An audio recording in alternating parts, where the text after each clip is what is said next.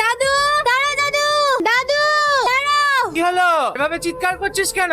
আমার বলাকে টাকা পাঠাবো। কদিন আগেই তো টাকা পাঠানি। আমার বলা এখন চাকরি পরীক্ষা দিচ্ছে দাদু, ওর ভীষণ টাকার দরকার, এই টাকাগুলো পৌঁছে দিও। আচ্ছা রূপা, তুই এত টাকা পাস কোথায়? দাদু আমি বিড়ি বাঁধি গো, আমার অনেক ছাগল আছে, ওই থেকেই টাকা পাঠায়। আমার বলে একটা কাজ পেয়ে গেলে আমার আর কোনো চিন্তা থাকবে না। পাগলি। আজ আমাদের যা বিল হবে সব তোকে দিতে হবে। আমি কোথায় পাবো? আমার কাছে টাকা নাই। আজকে রকি খাওয়াবে। শালা, চাকরি পেলি তুই আর আমি খাওয়াবো? ওকেই খাওয়াতে হবে। আর আগে বেতনটা তো পেতে দে, তারপরে খা। কোনো কথা হবে না, তুই খাওয়াবে। চিঠি আছে, চিঠি এখানে একটা সই করে দেন।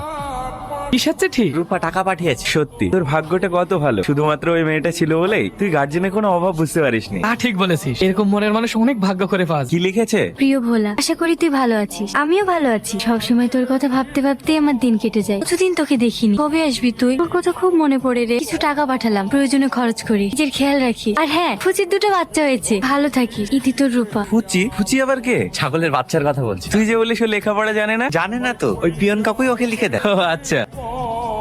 এই পুচি, ঘর আগে ঘর। আর কদিন জ্বালাবি আমাকে? বলে আগে একটা কাজ পেয়ে যা, তারপর আর আমি তোদের সাথে থাকছি না। রূপা, এই রূপা।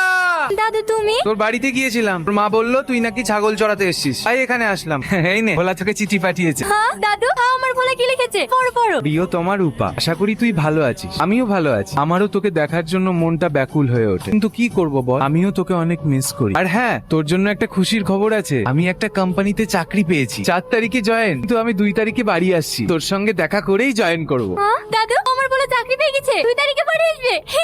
আমার বলে চাকরি পেয়ে গেছে, আমার বলে চাকরি পেয়ে গেছে। তোমরা শুনতে পাচ্ছ? আমার বলে চাকরি পেয়ে গেছে। আরে আস্তে, আমি রূপা।